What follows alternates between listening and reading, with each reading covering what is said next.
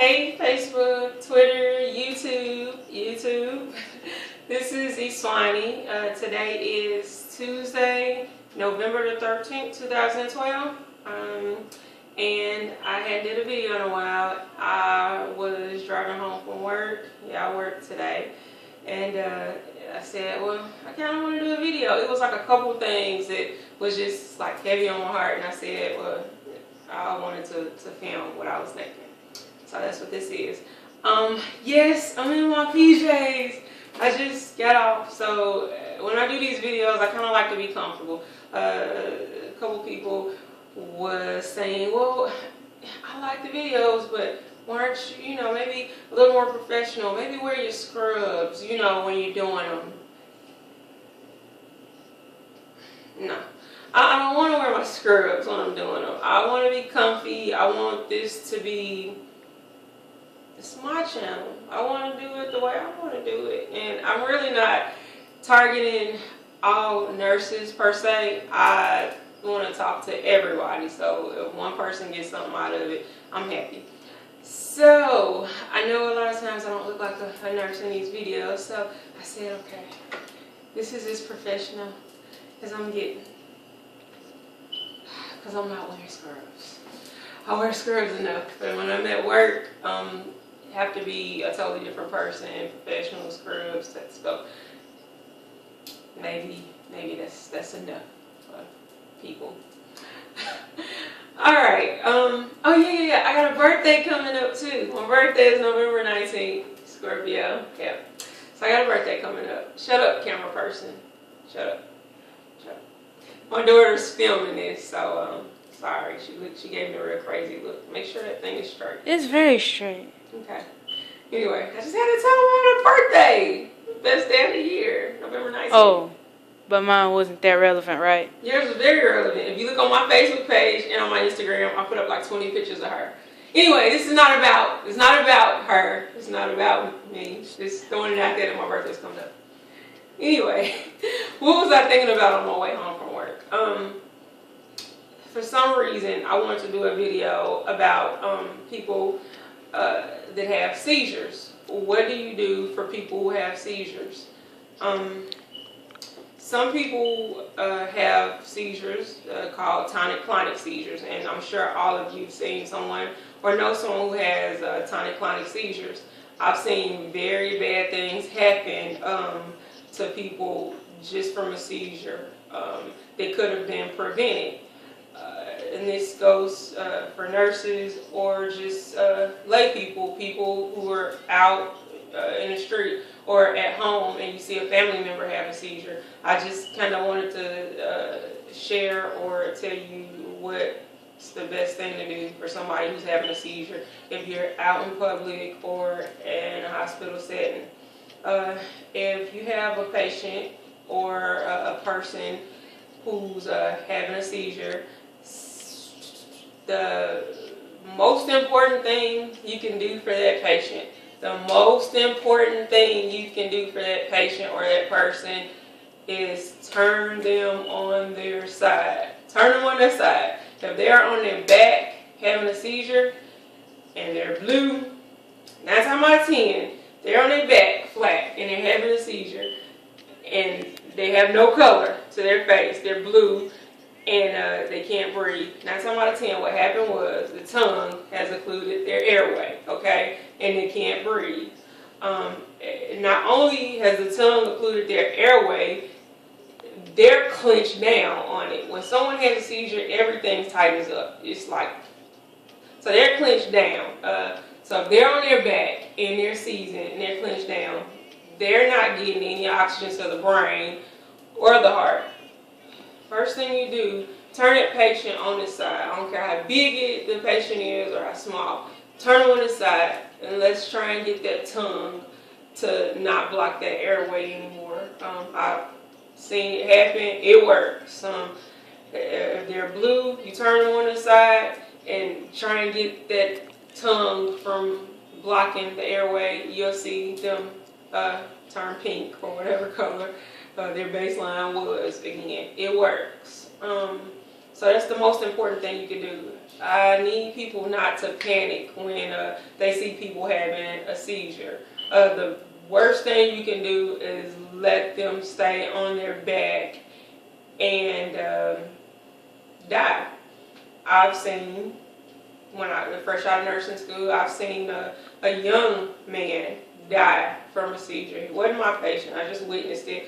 And me witnessing that taught me what to do for a person who is having a seizure. I've seen them die. And I'm guessing it was from lack of oxygen for an extended amount of time. I know another person who had a seizure and no one was around outside and they died. When help came, the person didn't know what to do for them, and it's just what I heard. I wasn't there to see this one. And they were on their back. They died the same way. I know a lot of people in the street or the family can't push medicine or are not in a hospital setting. So I'm telling you, the best thing you can do for that patient is make sure they're safe and away from any sharp objects they could possibly hit their head on, like a corner of a dresser or whatever. You want to move everything back. If they're in a chair or in a chair like I'm sitting, I saw this happen before too, and someone just starts to seize and their head goes back and they're seizing and they're blue.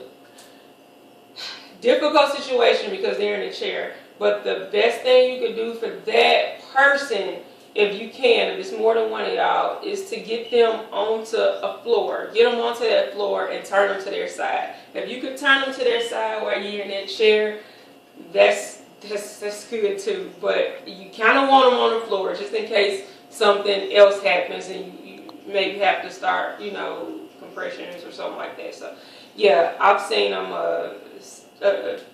not patients. This particular event, it was a visitor, and they were in the chair, start seizing, and they were blue, couldn't catch breath.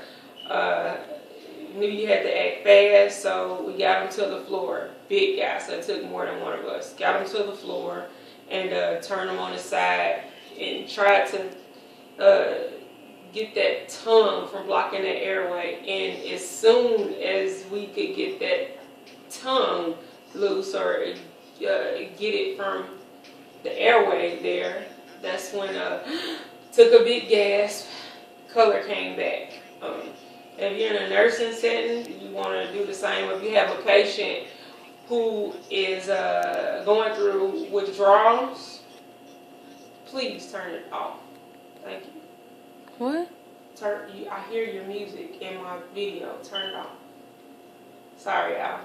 If you have a patient that's admitted for ETOH or alcohol withdrawals, you want to assume they will have a seizure at any point in time. And it does happen. I've seen it happen over and over again. So don't underestimate someone who's going through withdrawals. If they're used to drinking alcohol every single day, maybe a case a day or 2 cases a day or a fifth a day, and they go into the hospital for something like to have a gallbladder taken out or chest pain or something unexpected, that second or third day they're in the hospital and they don't have that alcohol, they are going to go into withdrawals, and it is not pretty, and they will seize. Okay, so if you have a patient who's has a history of alcohol abuse and they drink it like that, you want to make sure you got suction set up. You want to expect a seizure. Even maybe some orders. Try and obtain some orders from the doctor, maybe for some Ativan, for some Valium. Anticipate a seizure. I'm not saying all of them are going to have one, but I've seen quite a few that do. Seizure precautions is what we call it in a hospital setting. And that's just have suction at the bedside just in case they do seize. And they do block the airway or they can't handle their own secretions. You want you want to have suction prepared so they won't choke on their own secretions and block the airway that way because they can't handle their secretions once they're seizing. You want to pad the side rails. That's a very good idea, because once someone starts seizing, their body is contorted. Their head's going one way, feet and arms going another way, and they have a tendency of hitting their head on things. They don't know what they're doing. So you want to pad the side rails, maybe with towels or blankets or something. You want to pad the side rails. You want to get things like bedside tables away from the bed, just in case maybe they fall out. You don't want them to hit their head on that bedside table. So in a hospital setting, the best thing I can say for a nurse to do for someone who's seizing, turn them on their side, make sure they don't hurt themselves, make sure that airway is patent and it's not blocked, and anticipate orders for Ativan. When they're seizing, make sure they have a good IV and push some IV Ativan, okay, or Valium. This is one of the main reasons when you come into the hospital, you want a patent IV. Patients always, why do I have to have this IV? Oh, this person, why do I have to have this IV? Well, anything can happen. You could not have had a seizure in your life, but have one as soon as you get into the hospital. You're in the hospital reason, you're sick. So if you have a seizure or you fall out or hit your head, you can't take medicine by mouth. The only way we have to give you medicine would be intravenously. So that's a reason you need a good IV. Nurses, make sure that your IV stays patent. Check your IV, make sure it flushes well and it's working. It's nothing worse than you have an emergency situation like a seizure or a cold and you need to push an emergency drug and your IV doesn't work. That's embarrassing and it's a tragedy, because for some reason when emergencies happen and your IV don't work, that's when it's the hardest to get another IV. I'm going to cut this video short, and it's a couple other things I want to talk about tonight. So I guess that's it on seizures. Bye.